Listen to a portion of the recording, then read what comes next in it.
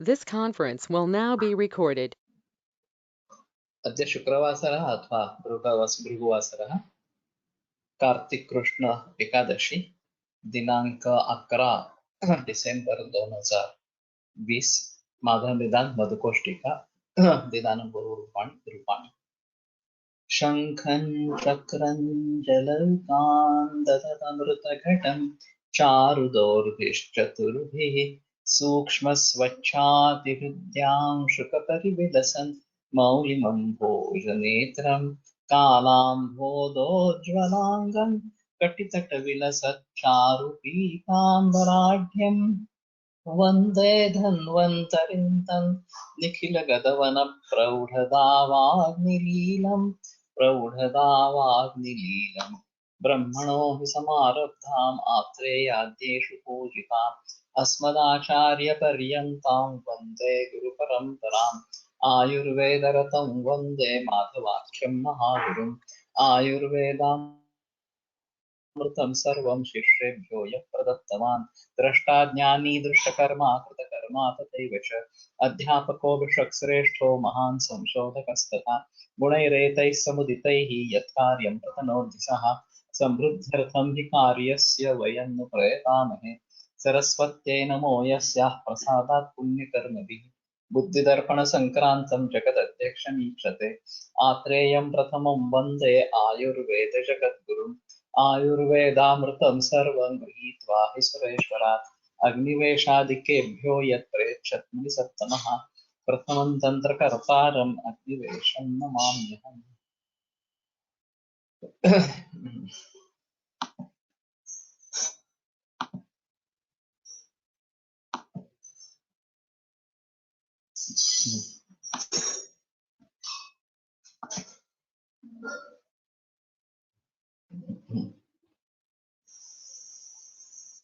असति रूपाभिधाने व्याधेः अशेषेण स्वरूपमेव न व्यवच्छिद्यते किंच साध्यासाध्यत्वं च न ज्ञायते।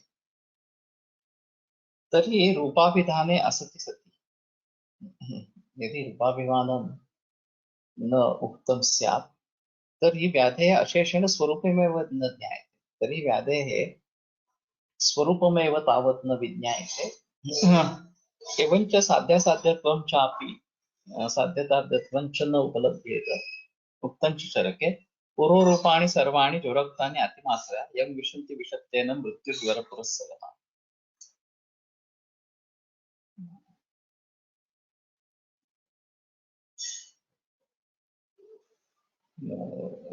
तथा हि सुखसाध्य लक्षणे चरकः हेतवः पूर्वरूपाणि रूपाणि अल्पानि यस्य वै न च तुल्यगुणो न दोषः प्रकृतिर्भवेत्।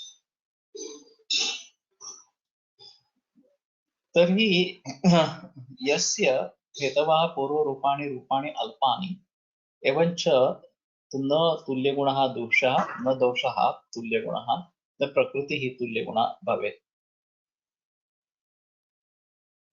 तो अगर तुल्य गुण इस प्रकार के हेतु पूर्व रूप हेतु पूर्व रूप जिसके अल्प है और दोष तुल्य गुण नहीं है, दोष तुल्य गुण नहीं है, प्रकृति तुल्य गुण नहीं है, तो सुख साध्य लक्षण इस प्रकार का है। तो अगर रूप का ही पता न हो तो सुख साध्य है, दुख साध्य है, कष्ट साध्य है, इसके बारे में कुछ पता नहीं चलेगा। इसलिए ये जरूरी है कि रूप का ग्रहण किया जाए। तो जैसे मैंने कल कहा कि आज आधुनिक विज्ञान में बहुत सारे रोग इस प्रकार के हैं कि जो केवल पैथोलॉजिकली या रेडियोलॉजिकली डायग्नोज होते हैं और उनमें कुछ भी लक्षण नहीं होते हैं।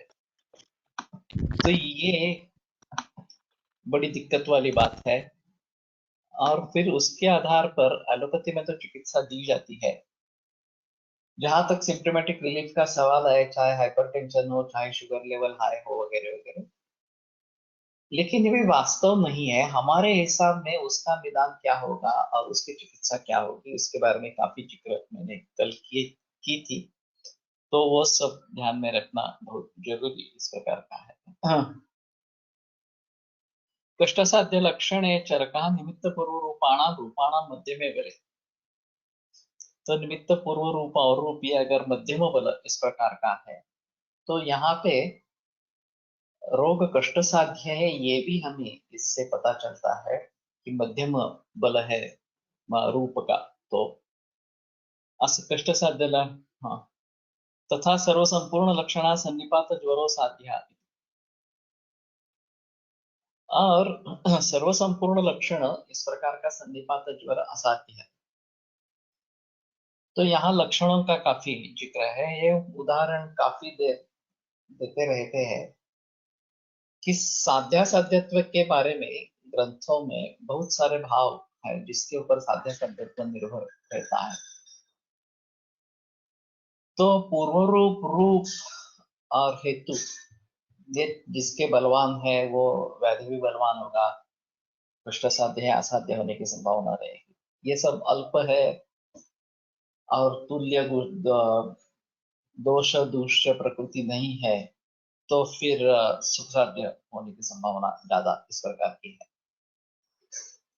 इसी प्रकार से सर्वसंपूर्ण लक्षण संधिपात ज्वरो साध्य, उसके पहले दोष विपत्ति नष्टे सर्वसंपूर्ण लक्षण, ऐसा है, ये वाग्भट में है कि दोष विबद्ध मंदे ज्ञ, दोष विबद्ध है और अग्निबंध है और सभी लक्षण दिखाई दे रहे हैं, तो सन्निपात ज्वरो साध्य।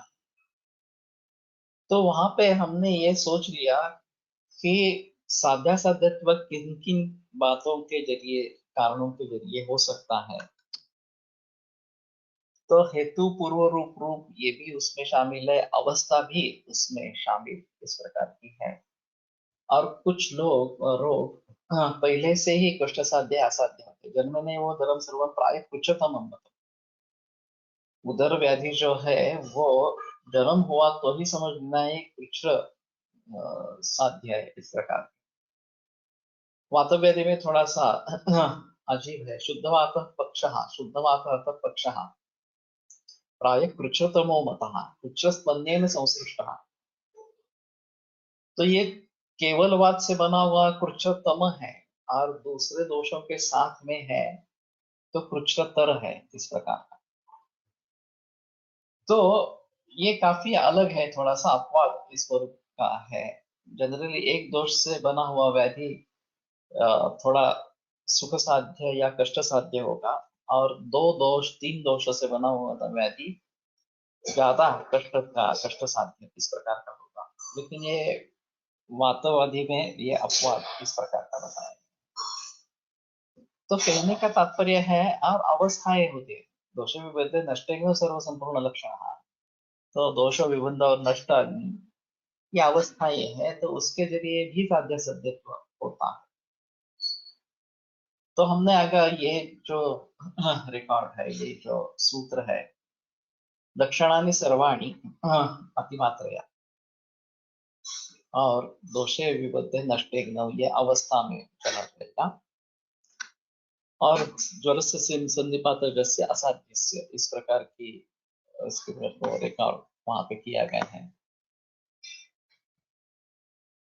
दोष विबंध यानी कि दोष बाहर नहीं निकलने वाले इस प्रकार।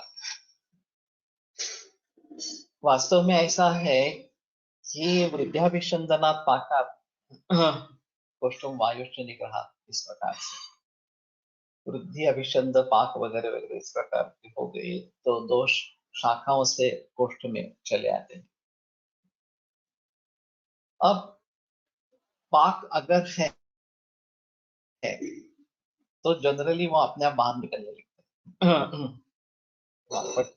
सूत्रस्थान से अध्याय में इसके बारे में काफी जिक्र है। तो वो बताते हैं कि स्वयं प्रवृत्त अगर इस प्रकार के मल है तो उनको रोकना नहीं, लेकिन अगर आम है तो स्रोतोरोध बल भ्रंश गौरवानिलमूलता आलस्य पत्नी निष्ठिव मलसंगा रुचिक्लमाः, तो मलसंग वगैरह इस प्रकार के लक्षण दिखते हैं, विबंध इस प्रकार के लक्षण दिखते हैं, और ये काफी मुश्किल इस प्रकार का होता है। तो प्रवृत्तान प्रागतो दोषान उपेक्षित हिताशिनः, अगर दोष खुद बाहर जा रहे हैं तो उनकी उपेक्षा करें। विबद्धान पाचनैस्तैस्ते पाचन निर्हरेत। अगर विबद्ध है तो उन पाचनों का प्रयोग करके उनका पाचन करे या उनको बाहर जाने दे, इस प्रकार से। तो ये एक अहम चीज रहेगी कि अगर इस प्रकार से दोष कोष्ठ में आए हैं और विबंध है तो फिर प्रॉब्लम ज्यादा इस प्रकार की होती है। अगर वो बाहर निकलने लगते हैं तो अच्छा होता है कि ये अपने आप बाहर निकल रहे हैं तो थोड़ी सुख साध्यता उसमें हुई। अभी वैद्य विलासानंद सर ने ताराचंद में वैतरण बस्ती का आरंभ किया और फिर दोषों की गति किस प्रकार की है उसके आधार पर आगे क्या करना ये निर्धारित किया। जैसे वैतरण बस्ती देने के बाद अगर उल्लास ज्यादा लक्षण है तो दोषों की गति ऊर्ध्व है और उस मार्ग से निकलना चाहते तो वो मन दे देना। अगर अधोगति दोषों की हो गई है तो विरेचन दे देना। इस प्रकार का उन्होंने वहां पे प्रचलन मिलाया। तो वैतरण बस्ती देने के बाद क्षोभ होता है दोषों का और वो अपने आप स्वयं प्रवृत्त होने लगते हैं ऊर्ध्व मार्ग से या अधो मार्ग से। और फिर भी विबंध उनका हो सकता है तो उस विबंध की अवस्था में उनको बाहर निकाल देना ये उचित इस प्रकार का है। पाचन करेंगे तो भी विबंध दूर हो जाएगा और अपने आप दोष बाहर निकलने लगेंगे क्योंकि स्रोतोरोधी का लक्षण इस प्रकार का है। तो अपिचात्मान गुरुता शूल स्थैमित्य कारिणी प्राणदा प्राणदा दोषे विबद्धे संप्रवर्तिनी। अतिसार की प्रथम अवस्था में हरित की जो है वो विबंध दूर करने वाली इस प्रकार की बताई गई है। तो ये एक पर्टिकुलर अवस्था है विबंध की कि जिसमें हमें दोषों का विबंध दूर करके उनको बाहर जाने देना है। तो ये अच्छा इस प्रकार का रहता है। असत्य उपशयाभिधाने संकीर्ण लक्षणे अनभिव्यक्त लक्षणे व व्याधो विशेष बोधो न स्यात्। तो अगर उपशय का अभिधान नहीं है, उपशय के बारे में बताया नहीं गया है, तो संकीर्ण लक्षण या अनभिव्यक्त लक्षण जिसमें बहुत लक्षण मिलजुल गए हैं एक दूसरे में और फिर निश्चय कर पाना मुश्किल होता है कि ये किस व्याधि का निर्देश करते हैं, या अनभिव्यक्त लक्षण या जिसमें लक्षण व्यक्त नहीं है।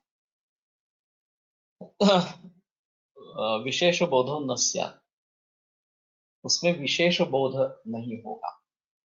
तो उपशय बताना ये जरूर इस प्रकार का रहेगा। उपशय से अनुपशय भी ले सकते हैं लेकिन अनुपशय का समावेश निदान में हो जाता है तो वहीं पे उसका ग्रहण किया गया है। तदुत्तम चरके गुणलिंगम व्याधि उपशयान उपशयाभ्याम परीक्षित। जिसके लक्षण गूढ़ है, गूढ़लिंग इस प्रकार का जो व्याधि है वो उपशय और अनुपशय के द्वारा उसका परीक्षण करें।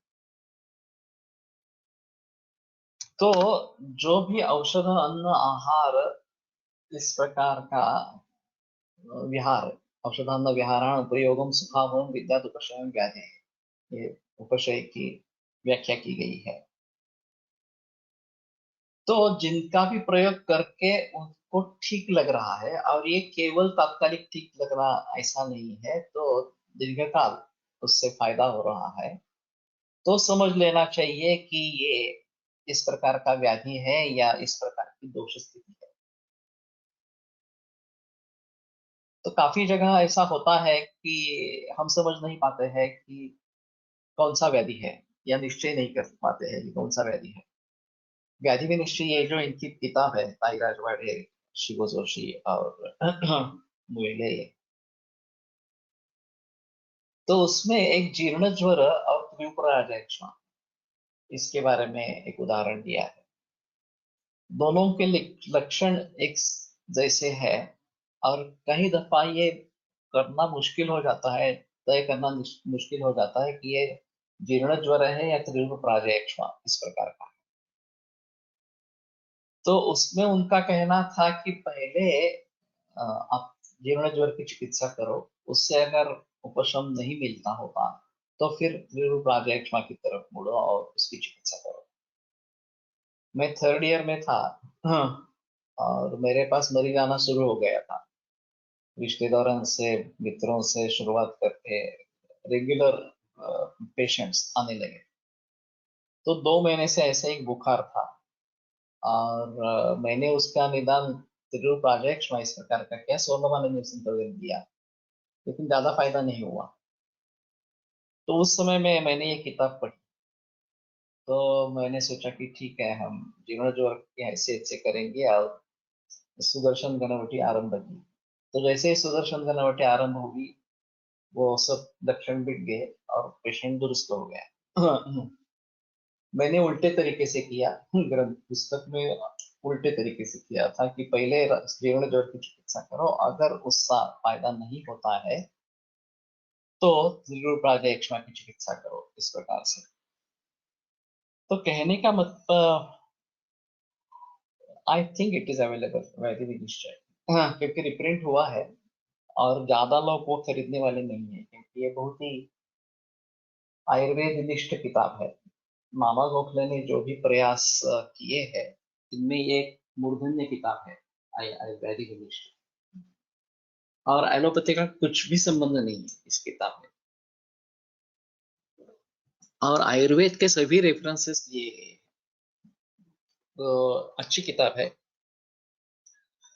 तो शायद उपलब्ध होगी, मुझे अभी पता नहीं है। तो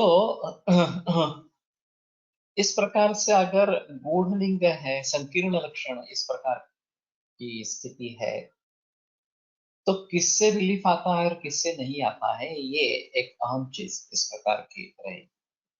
और खास करके दोषों के बारे में जानने के लिए ये एक अच्छा तरीका इस प्रकार का है। खास करके विदेशों में ये तरीका भली भांति काम में आता है। वहां के जो पदार्थ है वो हमें मालूम नहीं है उनके बारे में, उनका मूल गुणधर्म भी मालूम नहीं है, जैसे सोयाबीन से लेकर कुछ भी आप बात करो। और प्रचलन में जो खाद्य पदार्थ है उनके बारे में भी नाम भी मालूम नहीं होता, ऐसी स्थिति होती है। तो उनके बारे में जानना तो काफी मुश्किल इस प्रकार का होता है। तो पेशेंट को ही पूछना कि ये खाने के बाद आपको कैसा लगा, आपको अच्छा लगा या आपकी तबीयत और बिगड़ गई।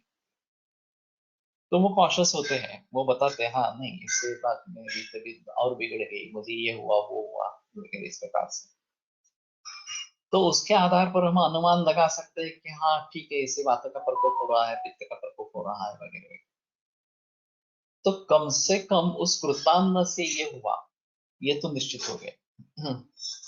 अभी ज्यादा लोगों से यही अनुभव आएगा कि ये खाने के इस प्रकार खाने से इस प्रकार के लक्षण मिलते हैं, तो फिर उसके बारे में सोच सकते हैं कि उसके मूल द्रव्य क्या है और घटक द्रव्य क्या है, उनका प्रमाण क्या है, किस रेसिपी किस प्रकार की है, और फिर उसके आधार पर थोड़ा उनके गुण कर्मों के बारे में भी निश्चय हो सकता है।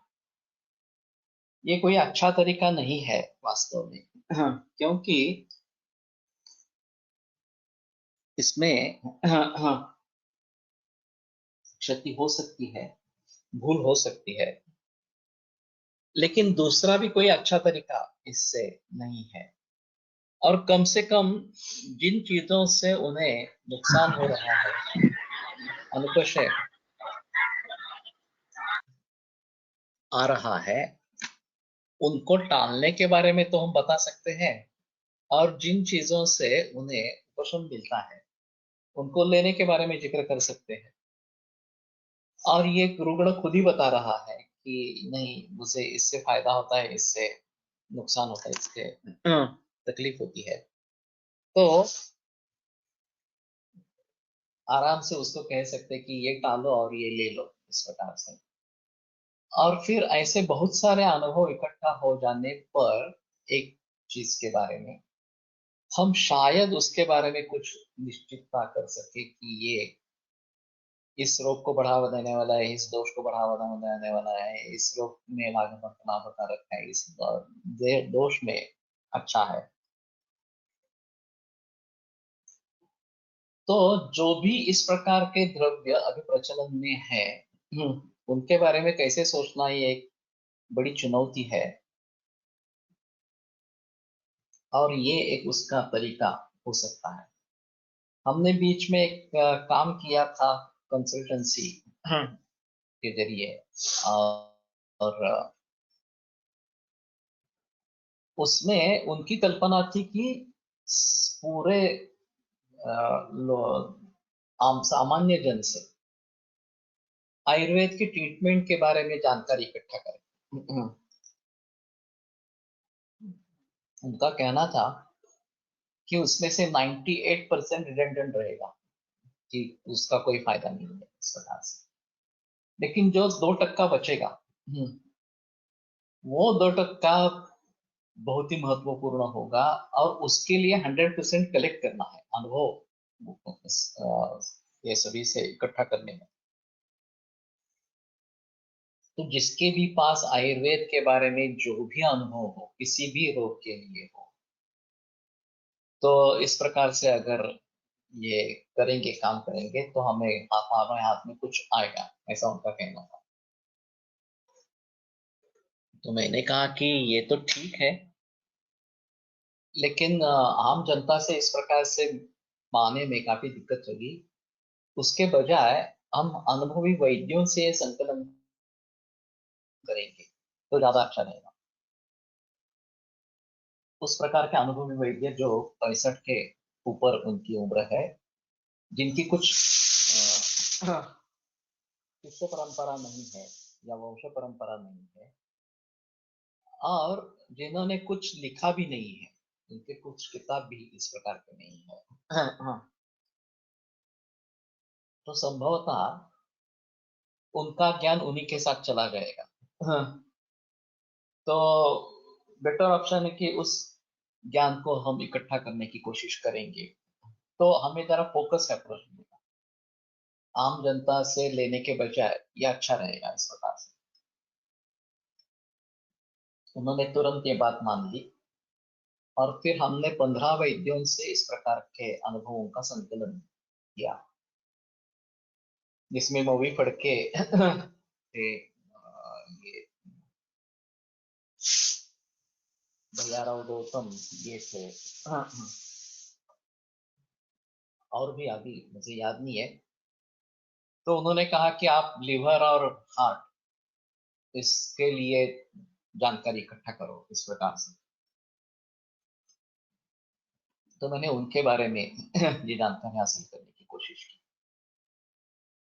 तो प्रोजेक्ट पूरा हुआ, मैंने वो सभी इंफॉर्मेशन जो है वो वहां पे दे दी इस प्रकार से। लेकिन अभी भी मैं मानता हूं कि ये किसी भी साल में, किसी भी वर्ष में ये प्रोजेक्ट चल सकता है। अब पीरियडिकली हर 10 बरस के बाद जो 65 से ऊपर वैद्य होंगे, उनसे इस प्रकार से जानकारी हासिल करना, और डाटाबेस बना के वो अपडेट करता है ना। अब तो डिजिटल का जमाना है, तो प्रिंटिंग वगैरह की बात छोड़ो, लेकिन डिजिटल डाटाबेस तो बनेगा, और ये अच्छा रहेगा। Attention Ayush practitioners, the Ministry of Ayush presents the Ayush Case Registry Portal, a platform to share your clinical experience and contribute to the body of knowledge of in your discipline.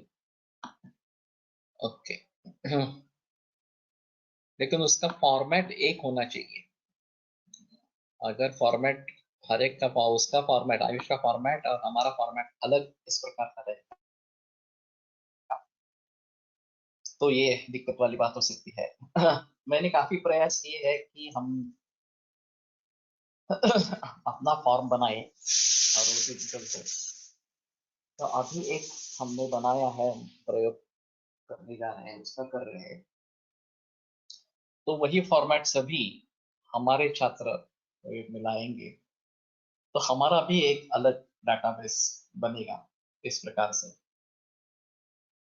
और बुजुर्ग जो वैद्य है उनके पास जाकर ये देखना पड़ेगा, सुनना पड़ेगा। वैसे उस समय में ऐसा होता, कड़ेगांव करके कराड़ के नजदीक देहात है, तो वहां एक व्यास नाम के वैद्य है, वो अभी 90 से ऊपर होगी उनकी उम्र, लेकिन उनका माधव निदान कंठस्थ था। हाँ। तो करीबन 2-3 बरस पहले मैं उनको जाकर मिला एक बार, 2 बरस ही होंगे, ज्यादा नहीं होगा। तो उनसे उनके अनुभव सुनना ये एक अहम चीज इस प्रकार की रही। वैसे दादा हरडीकर जी के पास में जब जब भी मौका मिलता था अहमदाबाद में तो जाता था, और घंटा 2 घंटे उनकी जिस प्रकार की मनस्थिति वो उसके बारे में बता नहीं सकते थे कि आज प्रसन्न मनोवृत्ति है तो आज बहुत सारा बोलेंगे, आज ठीक नहीं है तो फिर कुछ नहीं बोलेंगे। तो ये ठीक है, जैसी परिस्थिति हो उसके आधार पर उनसे जाकर मिलना, और जितनी जानकारी हासिल कर सकते हैं तो उतनी जानकारी हासिल करना। तो इसमें एक अहम चीज ऐसी है कि इस प्रकार के अनुभवों के जरिए उपशय अनुपशय के बारे में अच्छी बात मालूम हो सकती है। और लोगों को अगर हम सिर्फ ये बताएंगे कि जिस खाने पीने की चीजों से या फिर विकार वगैरह इससे आपको किसी भी दोष की अवस्था में, किसी भी व्याधि की अवस्था में आपका अगर उपशम मिलता है तो वो नोट करो। जैसे भी कैंसर के बारे में बहुत सारे लोग गोमूत्र से लेकर ये गेहूं का रस वगैरह वगैरह या फिर नोनी वगैरह ऐसे कुछ बहुत बहुत सारी चीजें इस्तेमाल करते रहते हैं, हल्दी लेते हैं वगैरह वगैरह। तो उसमें ये नोट करना जरूरी है कि ये लेने के बाद उनको अच्छा लगा नहीं लगा या कुछ तकलीफ हो गई, अच्छा लगा तो भी हम उपशय में डाल सकते हैं, अगर तकलीफ हो गई तो अनुपशय में डाल सकते हैं। फिर उसके कारणों को ढूंढेंगे कि क्यों अच्छा लगा और क्यों तकलीफ हुई इस प्रकार से। तो अगर इस प्रकार से आम जनता से हम अनुभव इकट्ठा करते हैं तो भी अच्छा है, वैद्यों से अनुभव इकट्ठा करते हैं तो भी अच्छा है। मुझे अभी पक्का याद नहीं है, अमेरिका में एक जर्नल आता था जो इस प्रकार की जानकारी इकट्ठा करता था, और यश मंडोर के यहाँ मैंने वो 2-3 बार देखा। अभी मुझे नाम नहीं याद आ रहा है, लेकिन रसिक या वेदस्व पूछकर शायद उसके बारे में कुछ पता चले, और उसका सब्सक्रिप्शन अगर हम भर दे तो इसमें घरेलू उपचार के बारे में भी काफी जानकारी है अमेरिका में, और वैक्सीनेशन वगैरह के बारे में भी काफी जानकारी है कि जो चीजें गलत है अभी एलोपैथी में उसके बारे में भी जिक्र किया जाता है। तो इस प्रकार के मैगजीन्स को अगर हम अपना लेते हैं तो ज्यादा अच्छा रहेगा। अभी व्हाट्सएप में पोस्ट आई थी रिफाइंड ऑयल के बारे में, हाँ मैंने कल ऐसे ही थोड़ी देखी, तो ये काफी अच्छी जानकारी है। और बहुत सारा समाज रिफाइंड ऑयल खा रहा है इस प्रकार से। मैं तो बता रहा हूँ कि नहीं, रिफाइंड ऑयल नहीं खाना है, जो प्राकृतिक रूप से मिलता है वही सेवन करना है। लेकिन ये क्यों नहीं खाना है, उससे क्या क्या दुष्परिणाम हो रहे हैं, ये उसमें काफी अच्छी तरीके से दिया था। ये एक चीज रही। और दूसरा इसका संबंध स्वदेशी से है कि ये ऑलिव ऑयल वगैरह जो प्रचलन हो रहा है अभी भारत में, वो करने की क्या जरूरत है वास्तव में। हमारे साथ बहुत सारा ऑयल वगैरह है। पाम ऑयल का भी उसमें जिक्र किया गया है कि 40% पाम ऑयल अलाउ किया है। तो हम क्यों दूसरे लोगों पर निर्भर रहे हैं, क्यों ना हम हमारा प्रोडक्शन बढ़ाने की कोशिश कर रहे हैं। तो इसमें एक बात जरूर देखनी पड़ेगी कि हम क्या क्या इंपोर्ट करते हैं। आयात करते हैं और क्या क्या निर्यात करते हैं। तो आत्मनिर्भर भारत बनाना है तो आयात कैसे कम हो और निर्यात कैसे बढ़े, इसके बारे में सोचना है। और ये आयात करते हुए भी जो अच्छी चीजें नहीं है वो हम आयात कर रहे हैं। Chemical pesticides, fertilisers, hybridised seeds से लेकर बहुत सारी चीजें हम विदेशों से आयात कर रहे हैं, ये तेल आयात कर रहे हैं इस प्रकार से। तो हम उसका प्रोडक्शन हमारे देश में कैसे, और अच्छी चीज का प्रोडक्शन हमारे देश में कैसे करेंगे, इसके बारे में अगर सोचेंगे तो ये आत्मनिर्भर भारत ये जो है ये हम सफलता उसमें पा सकेंगे।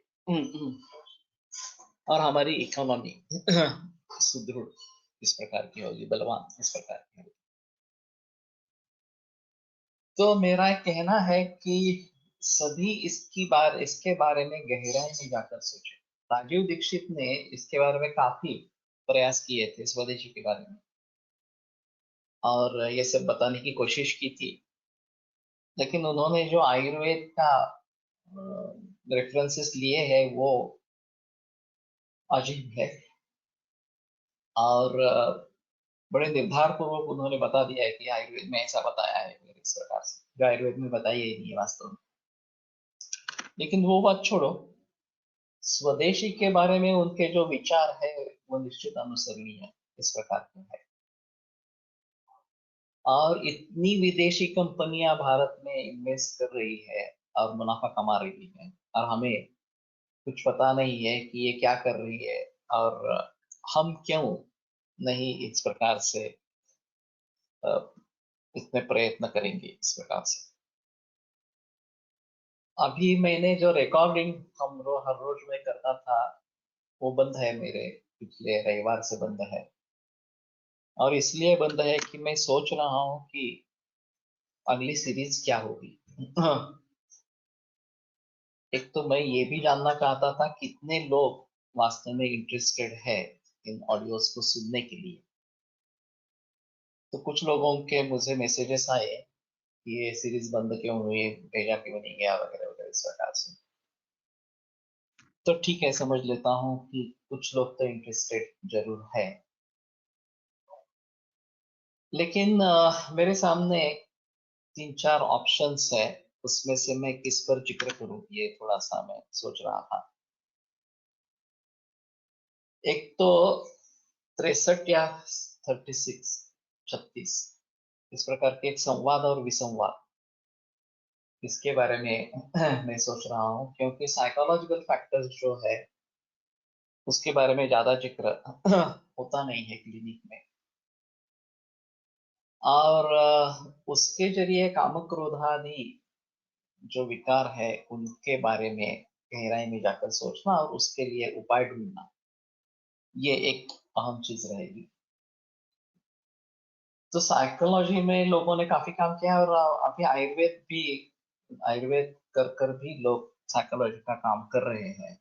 जैसे कि यहाँ पे यशस्वी जोशी है, सोहन पाठक औरंगाबाद में है, तो रेगुलर काउंसलिंग अभी कर रहे हैं।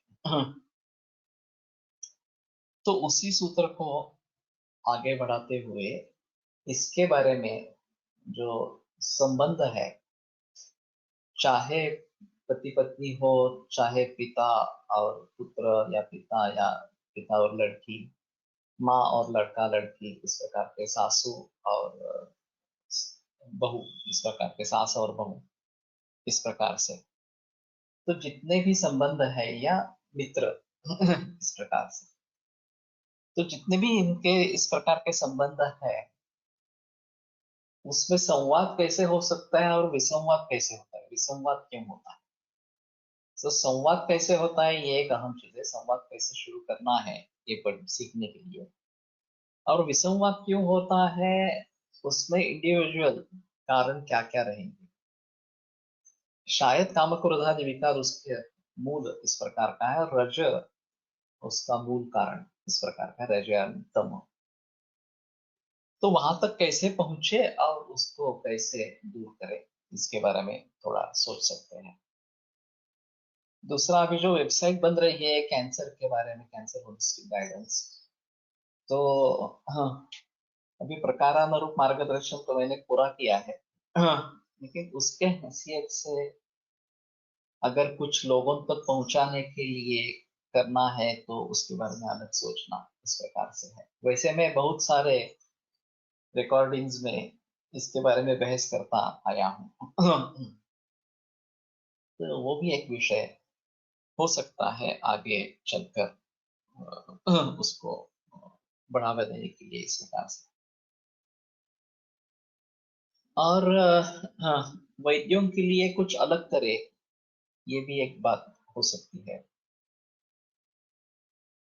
जैसे कि कैंसर के बारे में वैद्यों के लिए एक सीरीज कर शुरू कर सकते हैं कि जिसमें विभिन्न प्रकार के कैंसर, उनके एक्सपीरियंसेस को शेयर करना, और एक जो मूल ढांचा है कि नैसर्गिक या सेंद्रिय ही खाना है, जीवन शैली अच्छी रखनी है, आरोग्य संपन्न इस प्रकार की रखनी है, वगैरह वगैरह। और खास करके वैद्यों में इसका प्रचार प्रचार प्रसार कैसे हो इसके बारे में सोचना, और सभी वैद्य कैंसर की प्रैक्टिस में भी जुड़ जाए, ये भी एक थोड़ा सा उसमें विचार है, ताकि इस में वैद्य ज्वाइन हो सके। तो ये लेकिन वैद्यों के लिए इस प्रकार का होगा। और आम जनता के लिए कुछ अलग, एक जो मैंने वैद्यक शास्त्र, वैद्यक विश्व एक विहंगम अवलोकन, ये जो सीरीज की थी, वो फोकस सीरीज नहीं थी। जैसे विचार आते थे मैं उसमें बोलता था। अभी शायद उसकी किताब बनानी है तो एक फोकस सीरीज उसकी कर सकते हैं। और अभी ये ट्रांसलेशन भी उपलब्ध है, तो मैं जो बोलता हूँ उसका रिकॉर्डिंग सुनकर ट्रांसलेशन उसका किया जाता है अंग्रेजी में, और वॉइस ओवर भी मिलता है। तो एक फोकस्ड अप्रोच रखेंगे तो शायद ये बात बन सकती है कि उसकी किताब जल्दी बन सके, मराठी में और अंग्रेजी में, दोनों में बन सके। और शायद हिंदी में अगर मैं बोलूँ तो उसका मराठी करना ज़्यादा डिफिकल्ट नहीं होगा, और अंग्रेजी तो हो जाएगा, और वॉइस ओवर भी रहेंगे उसमें। 50 वर्षापूर्वी विरोधात जवस तेल, शेंगदाणा तेल खात असत. आता सर्वजण सनफ्लॉवर तेल खातात, त्यामुळे जवसाचे पीक घेणे बंद झाले. मग त्याचा शरीरात काय परिणाम झाला असा असा सर्वे करता येईल का? त्याचा करून जे पूर्वी चांगले असेल, पुन्हा शेंगदाणा जवस तेल वापरणे सांगणे सोपे जाईल. बिल्कुल पॉसिबल है। वैसे तिल तेल फिर से प्रचलन में लाना, ये भी एक बात हो सकती है। और अभी कॉटन सीड ऑयल भी प्रचलन में काफी है, और ये जेम कॉटन है, जेनेटिकली मॉडिफाइड कॉटन है, तो उसका तो प्रचलन तुरंत बंद करना आवश्यक है। तो जो पशु है, गाय वगैरह, उनके लिए ये कॉटन सीड की पेंट जो है वो दी जाती है, वो बिल्कुल गलत इस प्रकार का तरीका हो जाएगा। अगले 20-25 बरस में उसके परिणाम नतीजे सामने आएंगे, तो ये तुरंत बंद कर देना चाहिए इस प्रकार से। तो शायद ये थोड़ी जानकारी हासिल करनी पड़ेगी कि किस किस का प्रचलन था, और वो क्यों क्यों बंद हो गया, और लोग इसकी तरफ कैसे मुड़े। इसमें होता है ज्यादातर लोग अनुकरण करने वाले रहते हैं, अपने दिमाग से कोई सोचता नहीं है। कोई एक आधा ही आदमी अपने दिमाग से सोचता है कि क्या सही है, क्या गलत है, इस प्रकार से। और वो अगर सक्सेसफुल होता है तो बाकी उसका अनुकरण करते हैं, वो अगर सक्सेसफुल नहीं होता है तो बाकी लोग उसका अनुकरण नहीं करें। इन्होंने ये संकरित धान, संकरित बीज, और उसके साथ में ये पेस्टिसाइड्स और फर्टिलाइजर्स, इनका प्रयोग करके उत्पादन बढ़ता है, ये लोगों के सामने रख दिया, और लोग पागल हो गए उसके लिए। इसका दीर्घकालीन परिणाम क्या होने वाला है ये किसी ने सोचा नहीं। अब जबकि ये परिस्थिति आ गई है कि इसके दुष्परिणाम से भी सामने आ रहे हैं, तो ये फिर से रिवर्ट करना पड़ेगा, देसी बीज और नैसर्गिक पद्धति से खेती फिर से करनी पड़ेगी, और इससे भी हम आत्मनिर्भर होंगे और सेहत भी हमारी अच्छी रहेगी। और जो जमीन पानी ये सब बिगड़ रहा है, पशुओं के ऊपर वनस्पतियों के ऊपर जो बुरे परिणाम दिख रहे हैं, उसको भी हम मिटा सकेंगे। तो मैं समझता हूँ कि ये जो ऑडियो रिकॉर्डिंग कर रहा हूँ उसका मुझे भी फायदा मिलता है, लोगों को भी फायदा मिलता है।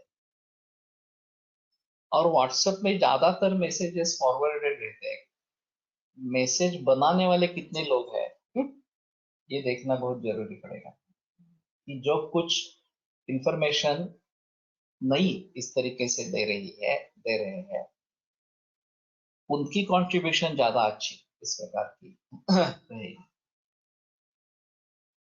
तो इसके बारे में सोचना है कि हम क्या करें। तो आप भी अगर मुझे सुझाव दे देंगे, मैं व्हाट्सएप ज्यादा देखता नहीं, फिर भी जीएसवीसी ग्रुप में अगर अगली ऑडियो रिकॉर्डिंग क्या कर सकते हैं इसके बारे में सुझाव मिलते हैं, तो शायद मैं मंगलवार से फिर से शुरू करूंगा। सोमवार को अमावस्या है, मंगलवार को मार्गशीर्ष मास आरंभ होने वाला है। तब तक मैं कुछ डिसाइड कर लूं और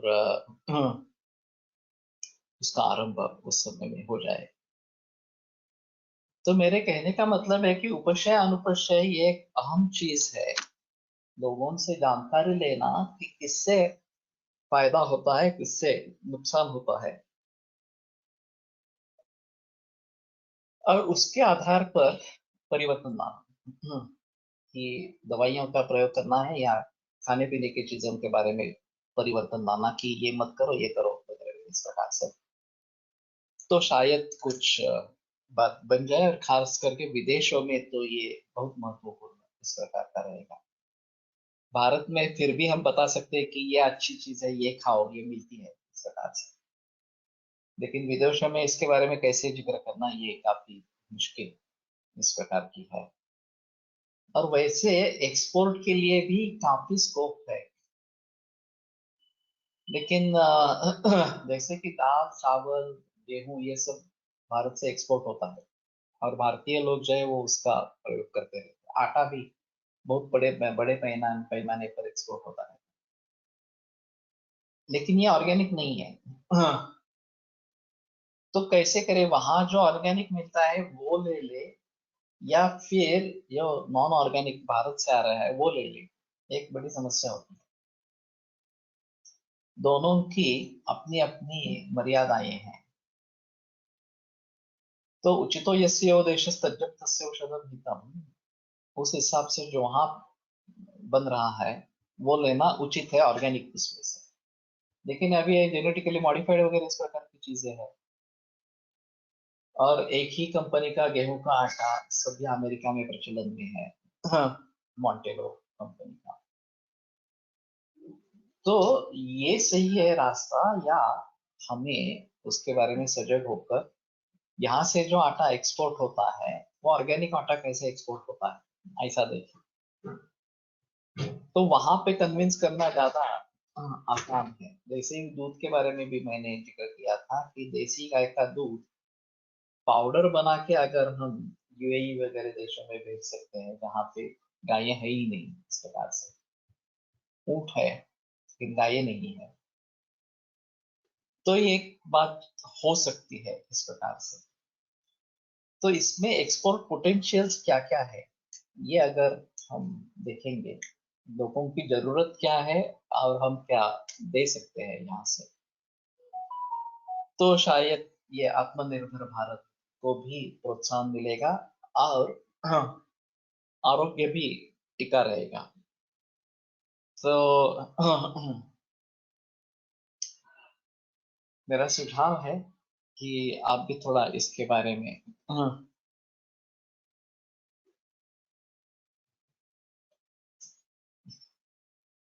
विदेश में ऑर्गेनिक तो होता है पर बेसिक सीड मॉडिफाइड वाला होता है, बार तो कैसा करें, कई बार तो कैसा करें।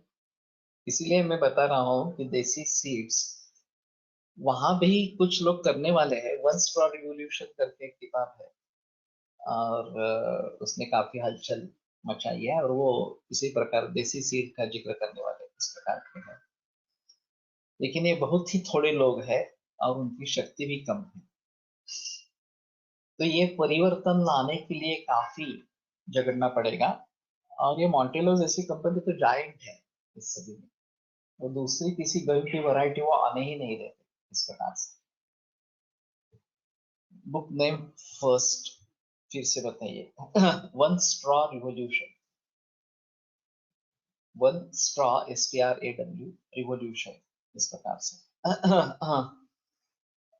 उसका मराठी में अनुवाद शायद पब्लिश हो चुका है, एका गवताची क्रांति, इस प्रकार से। तो ये भी मराठी अनुवाद पब्लिश हो चुका है। तो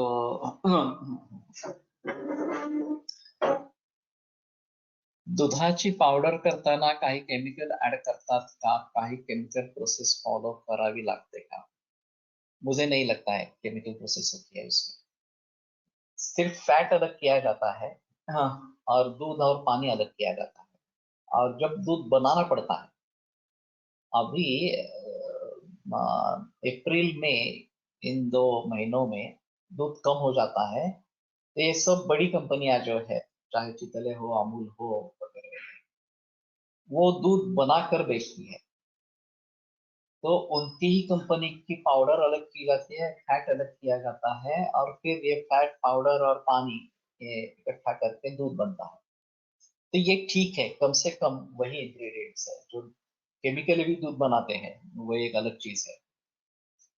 लेकिन इस प्रकार से दूध बनता है, तो उसमें मेरे ख्याल में कोई इस प्रकार की स्थिति नहीं है कि जो केमिकल्स वगैरह डाले जाते हैं इस प्रकार से। और स्प्रे ड्राई मेथड से पाउडर अच्छी बनती है।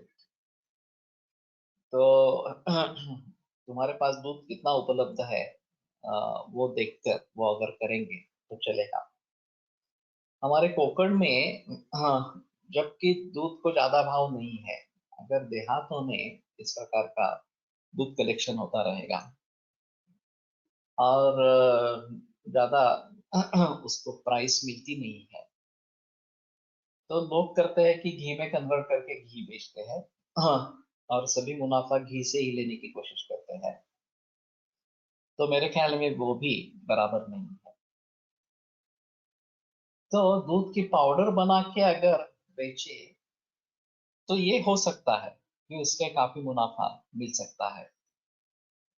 और फैट वैसे भी अलग हो जाएगा, उसको फिर कर्नल करके दही बना ले, उसका ये नवनीत बनाए और फिर उससे घी बनाए, ये भी हो सकता है इस प्रकार से। और हमें फिर से दूध तैयार नहीं करना है, तो फैट का कोई लेना देना नहीं है इस प्रकार से। तो ये थोड़ा बेहतर चॉइस इस प्रकार का रहेगा। अभी इसके बारे में थोड़ा सोचना है कि मेरे पास तो अभी हम प्रयोग कर सकते हैं सिर्फ, ये बाकी भी प्रॉब्लम्स बहुत है वहां पे। शेळीच्या दुधाची पावडर मिलते का? मुझे नहीं मालूम, ये शायद नहीं अवेलेबल। बोट मिल्क अभी विदेशों में मिलता है, और मैं उसी का सुझाव देता। अगर A2 मिल्क नहीं है तो बोट मिल्क देने के लिए बताता हूँ। लेकिन ये पाश्चराइज्ड होता है। विदेशों में, अमेरिका में केवल एक क्लेयर फार्म इस प्रकार का है जो कच्चा दूध बेचती है, वो कैलिफोर्निया में है। लेकिन बाकी सभी जगह दूध जो आएगा, शायद A2 मिल्क होगा, वो भी पाश्चराइज ही होगा। अगर दूसरा कुछ मिलता नहीं है तो ये ठीक है, लेकिन कोशिश होनी चाहिए कि बगैर पाश्चराइजेशन दूध हमें मिले, ले ले, इस प्रकार से। तो ठीक है। हाँ, गुणलिंगम व्याधि उपशयान उपशयाभ्याम परीक्षेत। गुणलिंग जो व्याधी है वो उपशय अनुपशय, स्किम मिल्क मध्ये मिल्क पावडर मध्ये फॅट नसते। लेकिन ये जो स्किम मिल्क पाउडर आती है वो A1 की आती है, A2 से कोई स्किम मिल्क पाउडर नहीं बनाता। अभी इसके बारे में सोचा भी नहीं गया है। अगर हमारी भूमि रियली सुजलाम सुफलाम करनी है तो देसी गाय सभी देहातों में बननी चाहिए। अभी जो जर्सी गाय है उसको रिप्लेस करते हुए धीरे धीरे सभी देसी गाय का प्रचलन हो जाए। नई पीढ़ियां जो आए वो 50%, 75% इस प्रकार से बदलते हुए पूरी 100% देसी गाय इस प्रकार की हो जाए तो बेहतर ऑप्शन इस प्रकार का है। और फिर उसमें जो दूध का उत्पादन होगा वो अगर शहरों में नहीं जा रहा तो पाउडर बना के बेचेंगे और घी अलग से बनाएंगे तो ये फायदेमंद होगा। मुझे इसके बारे में संदेह नहीं, ये फायदेमंद होगा इसके बारे में। अगर शहर नजदीक है और शहर में दूध बेच सकते हैं तो एक अलग चीज है। पथमेडाची देशी गाईची दुधाची पावडर अमेझॉनवर मिळते, वो हमने ले लिया है और श्रुति को भेजी भी है। हाँ, जो शर्व मेरा पोता है उसको उसी का दूध चल रहा है। तो उसी के जरिए मेरे ध्यान में ये कल्पना आई कि वहाँ जुवेनाइल डायबिटीज बढ़ रहा है यूएई में और उसका कारण ये एवन मिल्क है। तो अगर ये बात लोगों तक पहुंच जाती है तो लोग मुड़ेंगे A2 मिल्क के दूध पाउडर के लिए। अगर दूध ही यहाँ से एक्सपोर्ट होता है तो भी अच्छी चीज है। या वहां पे फिर फार्म बनाते हैं वहां दुबई और अबू धाबी के बीच, दुबई के नजदीक मिरेकल गार्डन करके है। ये तो पूरा डेजर्ट है, फिर भी उस डेजर्ट में उन्होंने इस प्रकार के पौधे लगाए, वो गार्डन बनाई है कि जरूर तारीफ करनी पड़ेगी। तो ये अगर हो सकता है तो इस प्रकार का गाय का, देसी गाय का फार्म बनाना ज्यादा मुश्किल नहीं है, हो सकता है। लेकिन ये विजन चाहिए। हाँ मुझे ये करना है इस प्रकार से और पैसा होना चाहिए वगैरह वगैरह। हाँ, तो ये कर सकते हैं और उसको मार्केट जरूर रहेगा, उसमें मुझे कोई संदेह नहीं है। तो आत्मनिर्भर भारत में इस प्रकार की कल्पनाएं अगर हम बूस्ट करते हैं, उनको बढ़ावा देते हैं तो शायद ये एक अलग तरीका इस प्रकार का होगा जिससे देश का भी फायदा होगा, हमारा भी फायदा होगा इस प्रकार से। अभी मैंने एक कंपनी एस्टेब्लिश की है, Sushrut agro naturals private limited, Konkan के लिए काम करने के लिए। तो इस कंपनी के जरिए मैं आगे की कुछ कर सकता हूँ। तो एक तो सस्टेनेबल होना है, खेती सस्टेनेबल नहीं है, ये एक बड़ी अजीब चीज है। और ये सब परिणाम आया है वो हाइब्रिडाइजेशन, केमिकल पेस्टिसाइड्स, फर्टिलाइजर्स, इनके जरिए आया। तो अगर एक रोल मॉडल बन सके कि नैसर्गिक पद्धति से खेती करते हुए भी वो फायदेमंद होती है तो लोग अनुकरण करेंगे। अभी स्थिति ऐसी है वो मानते ही नहीं है इस प्रकार का होता है ऐसा। और जो केवल खेती के ऊपर निर्भर है वो प्रयोग ज्यादा नहीं कर सकते हैं, ये भी एक बात है। वो मानसिकता बदलने के लिए काफी प्रयास करते होते हैं। तो एक तरीके से धीरे धीरे इसके बारे में जानकारी देते रहे, रोजों लोगों को रिजल्ट दिखाते रहे और फिर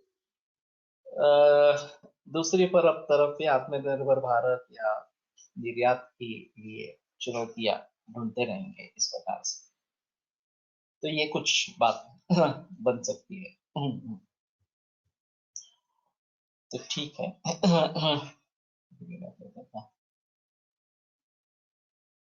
असत्यांच संप्राप्तो पूर्वरूपादि प्रतीतस्यापि व्याधेः चिकित्सोपयोगिना योगिनोंशांश विकल्पना बलकालादेः अप्रतीतेः चिकित्सा विशेषो न स्यात्। अगर संप्राप्ति के बारे में बताया नहीं गया तो पूर्वरूपादि से प्रतीत जो व्याधि है उसके जो चिकित्सा उपयोगी अंश है, अंशांश विकल्पना, बल काल वगैरह, उसकी प्रतीति न होने का कारण, उसके बारे में जानकारी न होने का कारण चिकित्सा विशेषः न स्यात्, चिकित्सा विशेष उसमें नहीं रहेगा। अब ये बड़ी अजीब चीज है कि संप्राप्ति एक अहम व्याधि ज्ञानोपाय है और उसको उतना महत्व नहीं दिया गया। यहाँ पे संप्राप्ति का विवरण उन्होंने खत्म कर दिया कि बस एक पंक्ति में पूर्व रूपादि प्रतीत व्याधि है, उसके चिकित्सा के लिए जो अंशांश विकल्पना ये है उसके बारे में जानकारी नहीं हो। लेकिन सिर्फ चिकित्सा के बारे में क्यों, निदान के बारे में भी इसमें जानकारी होना बहुत जरूरी है। और संप्राप्ति का एक अहम रोल है खुद का कि किस तरीके से व्याधि का निर्माण हुआ और उसके आधार पर इसका प्रतिकार कैसे करना है, ये निश्चित होता रहता है। तो अगर संप्राप्ति भली भांति नहीं समझेंगे तो ये दिक्कत वाली बात रहेगी। और संप्राप्ति इतनी दुर्लक्षणीय बिल्कुल नहीं है, वो एक अहम चीज है जिसके ऊपर ज्यादा जिक्र नहीं किया गया। इसमें एब्स्ट्रैक्ट भाव ज्यादा है और इसलिए ये तकलीफ वाली बात है। तो कल हम इसके बारे में थोड़ा जिक्र करेंगे, पूरा लेक्चर संप्राप्ति में ही चला जाएगा कल का तो, और जरूरत पड़े तो अगले गुरुवार को भी इसके बारे में जिक्र करना पड़ेगा। लेकिन संप्राप्ति एक अहम चीज है और विधा दुष्टेन दोषेण यथाशान्विसकृता निरूपितानय स्यासु, इसके बारे में जब चर्चा करेंगे तो संप्राप्ति के और भी भेद सामने आएंगे। लेकिन निदान की दृष्टि से संप्राप्ति का महत्व कितना है, हाँ, ये अभी सोचने की कोशिश करेंगे कल के लेक्चर में। आज यही रुकते हैं। और जैसे कि मैंने कहा कि आपके अगर कोई सुझाव है अगले वाली सीरीज कौन सी हो तो जरूर व्हाट्सएप पे भेजें और मैं उसके बारे में सोचूंगा। और फिर मंगलवार से नई सीरीज इस प्रकार की आरंभ होगी। आयुर्वेद प्रकांडो निगदित इह हि शल्यतंत्र प्रधानः शिष्येभ्यः शाश्वतोऽयं निखिल जन कृपा व्याप्त चित्तेन येन आयुर्वेदस्य वाञ्छन् पुनरपि भुवने तां च सुष्ठु प्रतिष्ठां श्रेष्ठं धन्वन्तरिं तं प्रणमति च सदा वैद्यवर्गो हि नूनम् वैद्यवर्गो हि नूनम्। विरम्यते व्याख्यानव्यापारः। श्वः पुनरपि मिलिष्यामः।